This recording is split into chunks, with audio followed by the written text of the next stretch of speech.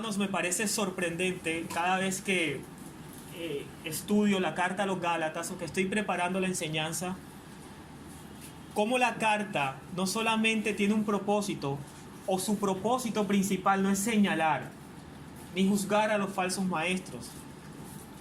Y en algunas ocasiones, de manera errada, hemos recibido esas enseñanzas y utilizan la carta a los Gálatas para señalar y exponer el error de los falsos maestros.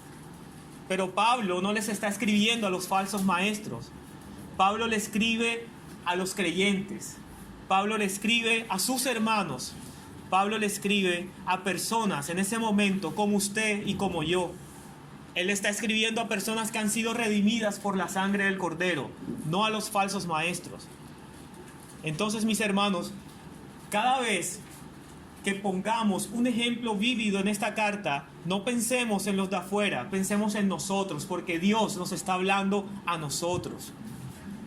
En la clase anterior iniciamos una nueva lección llamada la adopción del Evangelio. Lo podemos encontrar en la parte de la guía, en la página número 31. Y se la digo para ir ubicándonos en la guía de estudio. En esta primera parte estudiamos los versículos comprendidos entre el capítulo 3, versículo 26, hasta el capítulo 4, versículo 7. El anterior estudio nos ilustró el punto culminante del Evangelio. El hermano Sinclair Ferguson, en su libro Hijos del Dios Viviente, lo expresa de la siguiente manera. Abro comillas.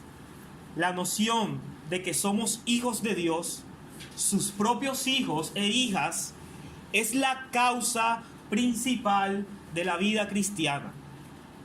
La noción de que somos hijos de Dios, sus propios hijos e hijas, es la causa principal de la vida cristiana. Nuestra filiación a Dios es la cúspide de la creación y la meta de la redención. Cierro comillas.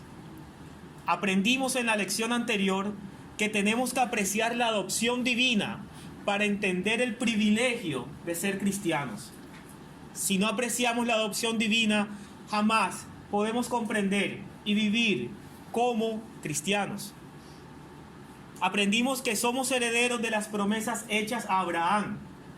En Abraham fueron benditas no la nación de Israel, fueron benditas todas las naciones de la tierra, y ahí estamos incluidos nosotros. Aprendimos en la clase anterior que por Cristo llegamos a ser hijos de Dios legalmente. Recibimos por Cristo un nuevo estatus, pero también aprendimos que por medio del Espíritu Santo llegamos a ser hijos de Dios experiencialmente. Eso debemos tenerlo claro porque va a ser un soporte para continuar hablando acerca de la adopción de Dios en esta clase. La primera parte de esta lección nos enseña la adopción bajo una óptica legal. Nos muestra que somos hijos de Dios por medio de Cristo. Somos herederos con Cristo. En esta segunda parte estudiaremos cómo el correcto entendimiento de esta filiación, de este estatus, nos evita establecer justicia propia a nuestra adopción. Vamos al texto que nos corresponde en la noche de hoy y vamos a estudiar los versículos del capítulo 4 a partir del versículo 8 hasta el versículo 20. Y observamos cómo Pablo se muestra realmente desconcertado al observar cómo los Gálatas pretenden establecer su justicia al estatus de hijos dado por medio de Cristo. Estudiaremos cómo los Gálatas, una vez más, invalidan el Evangelio al intentar preservar la posición de hijos con sus propios principios ineficaces y sin valor, como nos dice el texto. Leo para ustedes la palabra de Dios. Antes, versículo 8, voy a leer en una versión distinta a la que tal vez tengan ustedes. Voy a leer en la Nueva Versión Internacional. Dice así: antes, cuando ustedes no conocían a Dios, eran esclavos de los que en realidad no son dioses. Pero ahora, que conocen a Dios, o más bien que Dios los conoce a ustedes, ¿cómo es que quieren regresar a esos principios ineficaces y sin valor? ¿Quieren volver a ser esclavos de ellos? Ustedes siguen guardando los días de fiesta, meses, estaciones y años. Temo por ustedes, dice Pablo a los Gálatas, que tal vez me haya estado esforzando en vano. Hermanos, yo me he identificado con ustedes. Les suplico que ahora se identifiquen conmigo. No es que me hayan ofendido en algo. Como bien saben, la primera vez que les prediqué el Evangelio fue debido a una enfermedad. Y aunque esta fue una prueba para ustedes, no me trataron con desprecio ni desdén. Al contrario, me recibieron como a un ángel de Dios, como si se tratara de Cristo Jesús. Pues bien, ¿qué pasó con todo ese entusiasmo? Me consta que, de haberles sido posible, se habrían sacado los ojos para dármelos. Y ahora resulta que por decirles la verdad me he vuelto su enemigo. Esos que muestran mucho interés por ganárselos a ustedes no abrigan buenas intenciones. Lo que quieren es alejarlos de nosotros para que ustedes se entreguen a ellos. Está bien mostrar interés con tal de que hayan buenas intenciones y de que sea siempre y no solo cuando yo estoy con ustedes. Queridos hijos, por quienes vuelvo a sufrir dolores de parto hasta que Cristo sea formado en ustedes.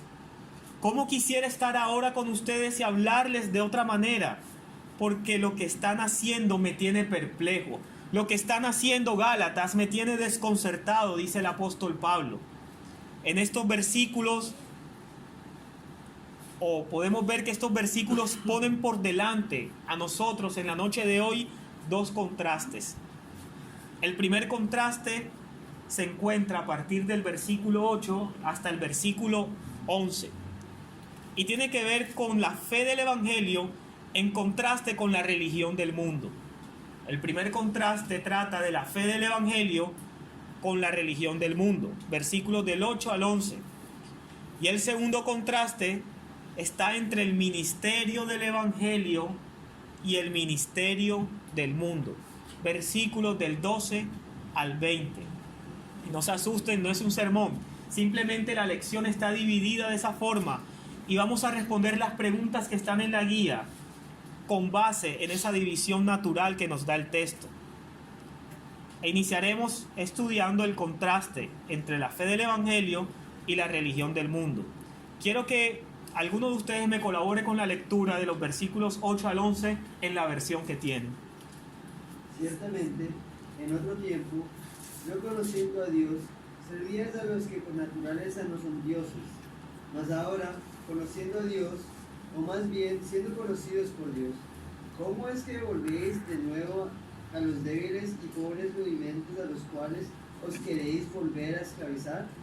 Guardáis los días, los meses, los tiempos y los años. Me temo de vosotros que haya trabajado en vano con vosotros. Con esto en mente vamos a revisar los versículos del 8 al 10 y respondamos la pregunta número 6 que se encuentra en la página 33 de la guía. Dice la pregunta, o la primera parte de la pregunta: ¿a qué dice Pablo que se están volviendo? De acuerdo a los versículos 8 al 10. ¿A qué dice Pablo que se están volviendo? ¿Qué dice mi hermano Carlos Hernández? A los rudimentos. ¿De qué rudimentos habla? ¿De la ley o los rudimentos de la inmoralidad bajo sus dioses paganos? Vamos a pensar un poco, porque parece algo confuso cuando él dice de la siguiente manera, dice: ¿quieren volver a ser esclavos de ellos? ¿De qué? ¿De los rudimentos ineficaces o sin valor, o de los dioses que no son dioses? Es decir, su antigua vida. Bueno, mis hermanos, muchos cristianos de Galacia habían sido adoradores en templos de ídolos y habían vivido mucho libertinaje e inmoralidad en sus vidas pasadas. Esto lo habían hecho conforme a la permisividad de esas religiones paganas. Y a menos que nos detengamos y pensemos en algo, los versículos del 8 al 11 parece ser una advertencia a los Gálatas para no regresar a la clase de idolatría pagana. Después de todo, antes de que conocieran a Dios, eran esclavos de lo que en realidad no son dioses, es decir, de sus dioses paganos.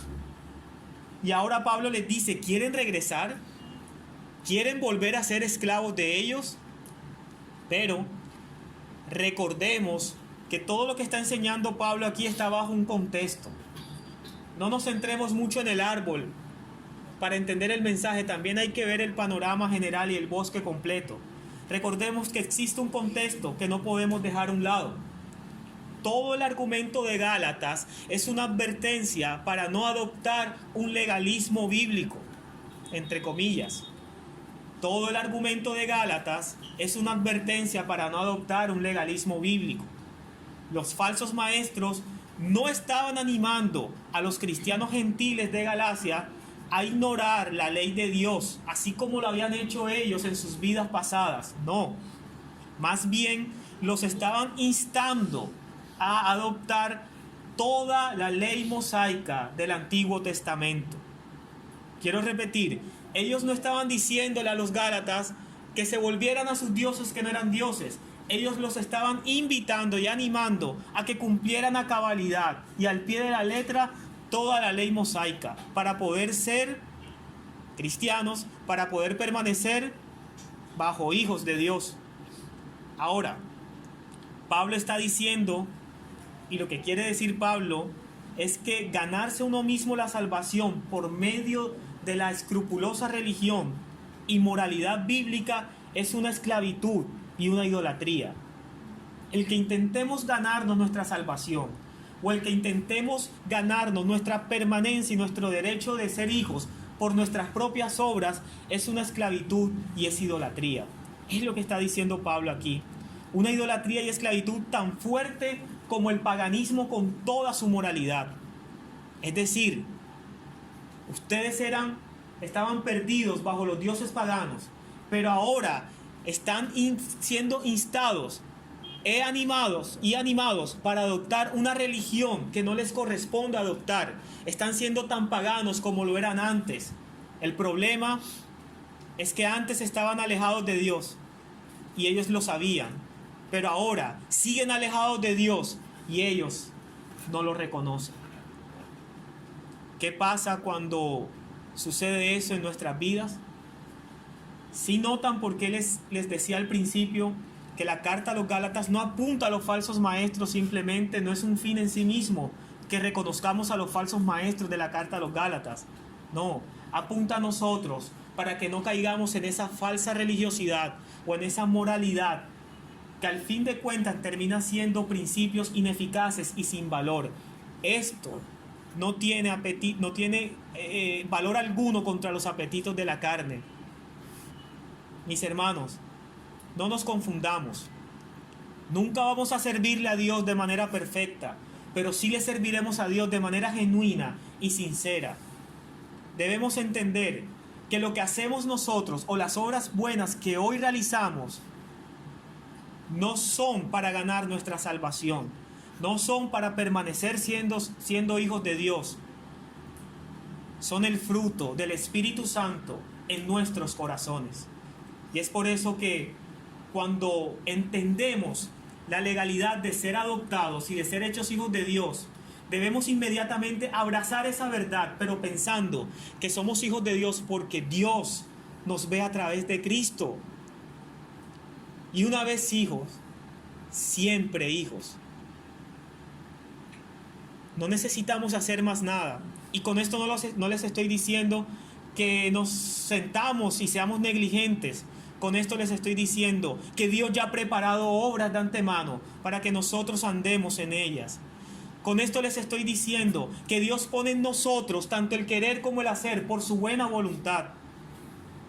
Nuestro esfuerzo no tiene valor en la salvación. Ahora, vemos que al final estas personas religiosas están tan perdidas y esclavizadas como las personas no religiosas. ¿Y por qué? Ambas están tratando de ser su propio Señor y su propio Salvador. Ambas están tratando de ser su propio Dios, aunque de diferentes o de distintas maneras. Ambas se basan en los principios de este mundo.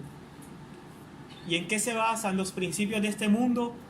Que nosotros tenemos que salvarnos a nosotros mismos. Adoraremos lo que creemos que necesitamos para ser satisfechos y felices, para darnos vida. Y Pablo está diciendo que cualquier cosa básica, sea dinero, sea sexo, sea una montaña, etcétera, etcétera, puede ser adorada, tratada como un Dios y volverse el fundamento de nuestra religión. Y sea lo que sea que adoremos, sea lo que sea que nos postremos ante eso, nos esclavizará. Estaremos esclavizados para siempre ante ese Dios que hemos fabricado. Y ya no será un Dios de arcilla y un Dios de barro. Será un Dios fabricado por nuestro propio conocimiento y nuestro propio deseo engañoso. Ahora bien, la otra parte de la pregunta número 6 dice: ¿qué implica que Pablo diga esto aquí? Seré más concreto en la pregunta para poder aterrizar la idea y que podamos responder de manera correcta. Y preguntaré: ¿cómo es que volver a la salvación por obras se considera esclavitud a dioses falsos? Es lo que quiere decir Pablo en esta pregunta. ¿Cómo es que volver a la salvación por obras se considera esclavitud a dioses falsos? Existe un número infinito y diverso de formas. Hay diversas formas de hacerlo, entre las que podemos escoger para ganar nuestra salvación por obras. No importa qué escojamos usar, ya sean logros, moralidad o religión, no importa. No importa si servimos con sinceridad y de forma genuina a nuestra familia. Si eso lo convertimos en un Salvador, finalmente será un Dios para nuestras vidas. La justicia por obra siempre fabrica ídolos, pero los falsos salvadores que produce pueden ser, y vuelvo y les digo, estoy mirando en la iglesia, hacia la iglesia, tal como Pablo lo estaba haciendo en ese momento. Esos falsos dioses o esos falsos salvadores pueden ser producidos por asistencia a la iglesia. Yo asisto a todos los servicios y ese puede ser tu Dios falso.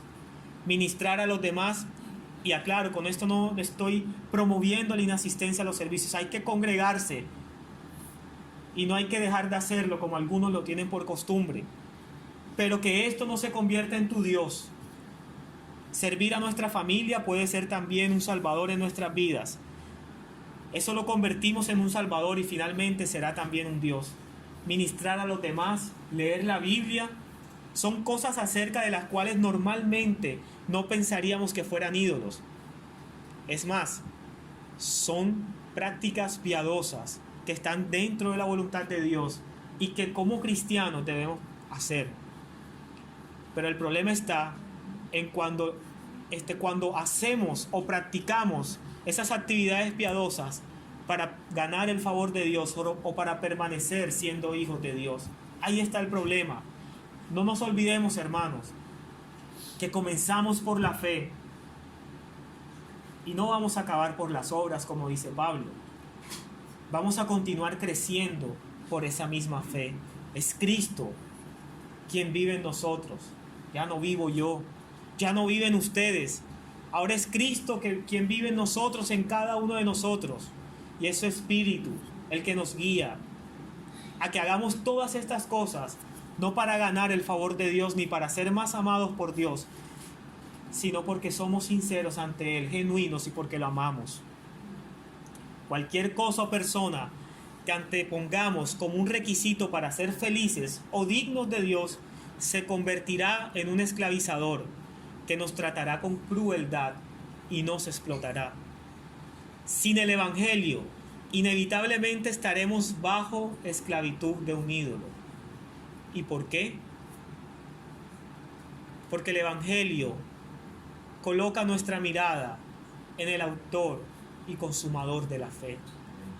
Porque el Evangelio coloca nuestra mirada en Cristo, nuestro sustituto, porque el Evangelio coloca nuestra mirada en Él, quien nos redimió y nos compró de ese mercado de esclavos, cuando éramos esclavos del pecado, porque en el Evangelio entendemos que fuimos salvos de la pena del pecado y que estamos siendo salvados del poder del pecado.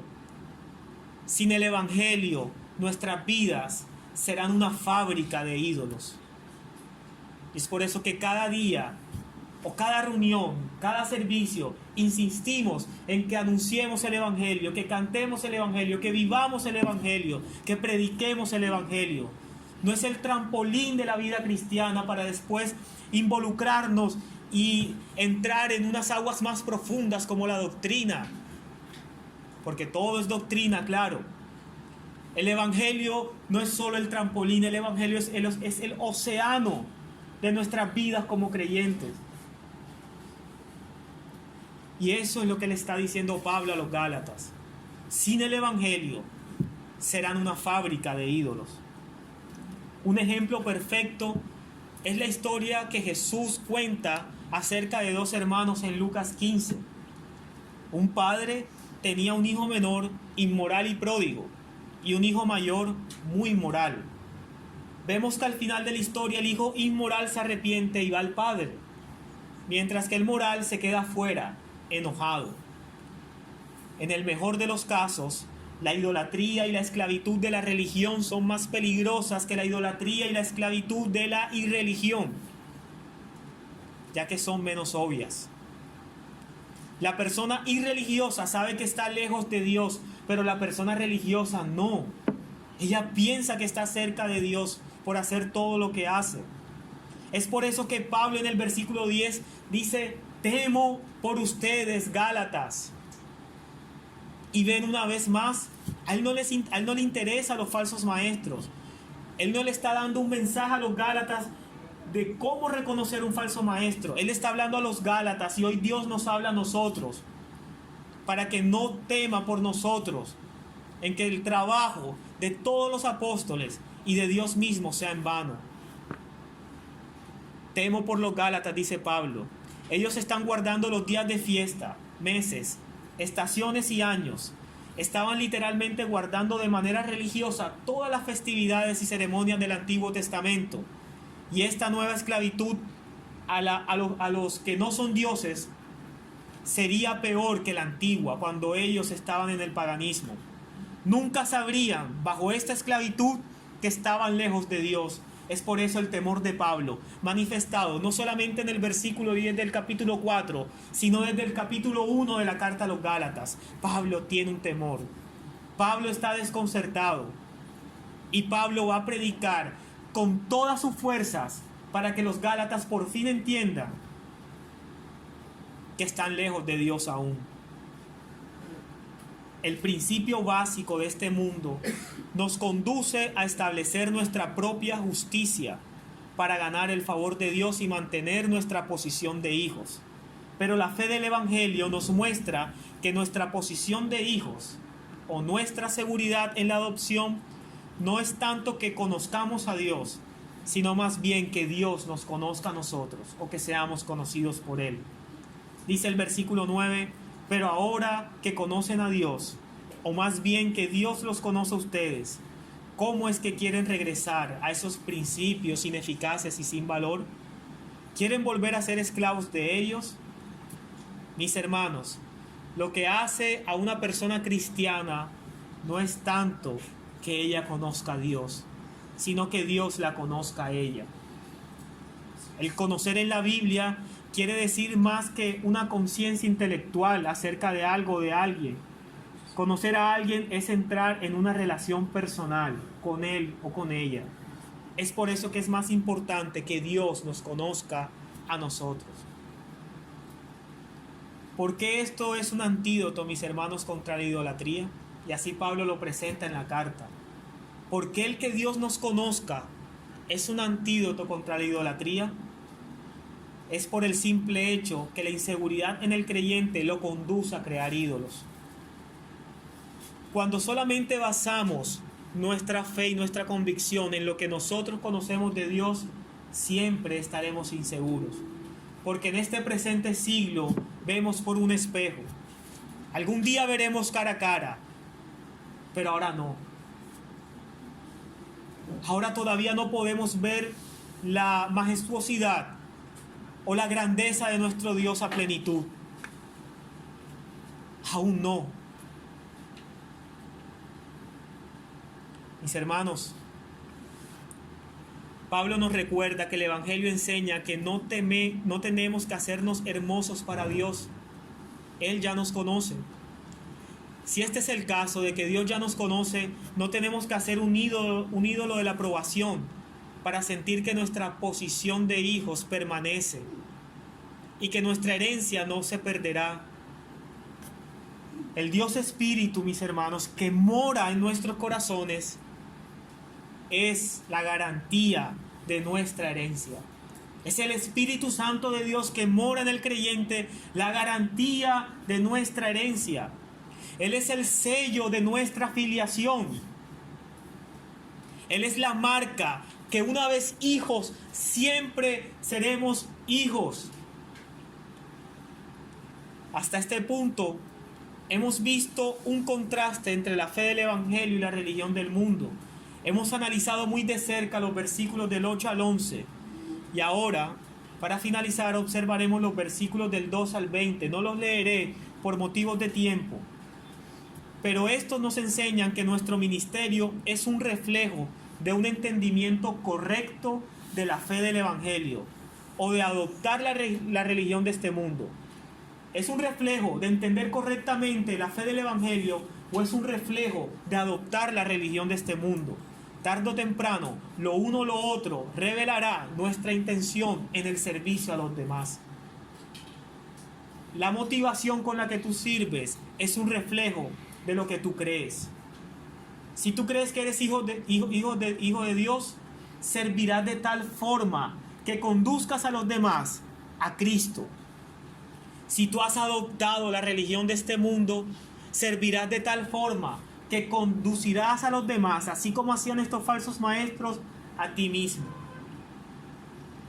Los falsos maestros que hacían, inflaban a sus oyentes, adulaban a sus oyentes, pero no porque fuera cierto que ellos pensaran eso de los que los escuchaban, no. Lo hacían con el único propósito de que ellos se entregaran a ellos, de que los oyentes se entregaran a los falsos maestros. Yo te digo, hermano Juan, hermano Pedro, eres un excelente predicador, eres un excelente siervo, eres un excelente hospedador, pero el único motivo que tengo en la mente si adopto la religión de este mundo es que tú también me infles a mí y que tú seas como yo. Pero no es así cuando adoptamos y entendemos la fe del Evangelio. Cuando entendemos el verdadero Evangelio, haremos lo que Pablo hizo. Decirle a los demás, imítenme a mí, así como yo imito a Cristo. Es decir, conduciremos a los demás, no a nosotros como maestros, no a nosotros como servidores, sino a Cristo. Estaremos buscando no seguidores, ni servidores, ni aduladores. Estaremos buscando compañeros que glorifiquen a Dios en medio de la congregación juntamente con nosotros. Ese es el propósito de Pablo. Es por eso que Pablo es un hombre completamente entregado a la obra del ministerio, de manera sincera, de manera genuina. Esto nos debe dar una enseñanza a nosotros en el día de hoy. Y es que podemos observar que aprender de la relación de Pablo dentro de su ministerio nos lleva a entender en primer lugar que el ministerio del Evangelio es culturalmente flexible. Voy a ser breve. ¿Cómo así, hermano Fabián, que es culturalmente flexible? Un ministerio motivado por el Evangelio es flexible y adaptable a todo sin cambiar el Evangelio. Ah, ok. Hermano, entonces, si yo quiero predicarles en esas tribus urbanas a los que cantan reggaetón, entonces yo tengo que ir a predicarles con una gorra hacia atrás, con un bling bling y hablar como ellos, No. Algo así. No. Lo que quiere decir con la flexibilidad cultural es que una de las marcas del verdadero evangelio está en que no está atado a la cultura. Nosotros, como servidores de Dios, podemos vivir entre esas personas que queremos alcanzar, tal vez adoptando sus hábitos, pero no para que el evangelio llegue a ellos. No, simplemente con el único propósito de decir, mira, no tienes que ser como yo para creer. Si yo soy rígido y a ti te gusta el reggaetón, no tienes que ser como yo para creer, aunque obviamente después tendrás que arreglar las cuentas con Dios y ver cómo ordenas tu vida de acuerdo a lo que Dios establece en la palabra. Pero yo no te estoy invitando a que hables como yo no te estoy invitando a que camines como yo, a que te vistas como yo me he visto. No, yo te estoy invitando a que imites a Cristo. Seas lo que seas. Mi única motivación está a que imites a Cristo y no a una cultura. Si yo vivo en Barranquilla, Colombia, no puedo pretender que tú actúes como una persona que vivió en Ginebra, Suiza, en el siglo XVI. El evangelio va mucho más allá de la cultura, va mucho más allá de establecer paradigmas. El evangelio se trata de imitar a Cristo y Él es el mismo ayer, hoy y por todos los siglos. Mi hermano, en segundo lugar, el ministerio del evangelio es transparente. Nosotros como servidores de Dios debemos manifestar transparencia cuando servimos. No tenemos que hacernos los fuertes, también sufrimos. Y esto no lo digo solamente a las personas que están aquí al frente. Esto es para todos, porque todos somos servidores de Cristo y todos somos embajadores de Él en esta tierra. No tenemos que mostrarnos como los fuertes ante las demás personas que no conocen a Dios. No, mis hermanos, nosotros también sufrimos. Nosotros también tenemos dificultades, también tenemos problemas. Nuestra única fortaleza está en Cristo, nuestra roca. En que la Escritura dice, clama a mí, yo te responderé. En que tenemos un abogado para con el Padre, a Jesucristo el justo, que cuando pecamos, así como también pecan los demás, tenemos quien nos defienda. Hijitos míos, si alguno hubiere pecado, nosotros no tenemos que mostrarnos ante los demás como invencibles. Somos también vasos frágiles. Y esto lo dice Dios para que la excelencia del poder sea de Él y no nuestra. En tercer lugar, el ministerio del evangelio busca oportunidades en medio de las adversidades. Quizás Pablo tenía otro itinerario cuando fue a predicarle por primera vez el evangelio a los Gálatas, pero a causa de una enfermedad llegó a predicarles el evangelio. Él no se centró en su enfermedad, él no se centró en su problema, él se centró en el plan de redención. Por tal motivo fue y les predicó el evangelio. Cuando nosotros entendemos que Dios ha puesto eternidad en nuestros corazones, siempre vamos a vivir en función de cumplir el plan de redención de Cristo en la tierra. Siempre vamos a vivir en función de ser embajadores de Dios. Cuando entendemos que somos hijos de Dios, vamos a entender que nuestro Padre no es de este mundo y que nosotros estamos como peregrinos y advenedizos en este mundo. Cuando entendemos nuestra seguridad de la adopción, vamos a ver los problemas temporales como eso, temporales. Y vamos a actuar y andar conforme a la eternidad que Dios ha puesto en nuestros corazones. Los Gálatas habían cambiado su aprecio hacia Pablo, pero Pablo nunca había cambiado el mensaje. La primera vez que predicó, les predicó el evangelio. La segunda vez, ahora también le está predicando el evangelio. Ese evangelio que es difícil de creer. La primera vez fue recibido con aprecio como un ángel de Dios. Si fuese posible, ellos hubiesen sacado los ojos para dárselos a Pablo. Pero esta segunda vez Pablo está haciendo lo mismo que la primera, predicando, pero esta vez lo ven con desdén y con desprecio. Mis hermanos, es por el simple motivo que la meta de Pablo era llevarlos a Cristo, a diferencia de la meta de los falsos maestros. ¿Qué nos enseña? Y termino con esta última pregunta. ¿Qué nos enseña esto sobre el verdadero ministerio del Evangelio? Nos enseña que el verdadero ministerio o el verdadero ministro del Evangelio prefiere ofrecer el Evangelio más que recibir halagos. Después de todo, es el Evangelio lo que lleva a las personas a depender de Cristo. Después de todo, lo que moldea a la persona a la semejanza a Cristo es el Evangelio.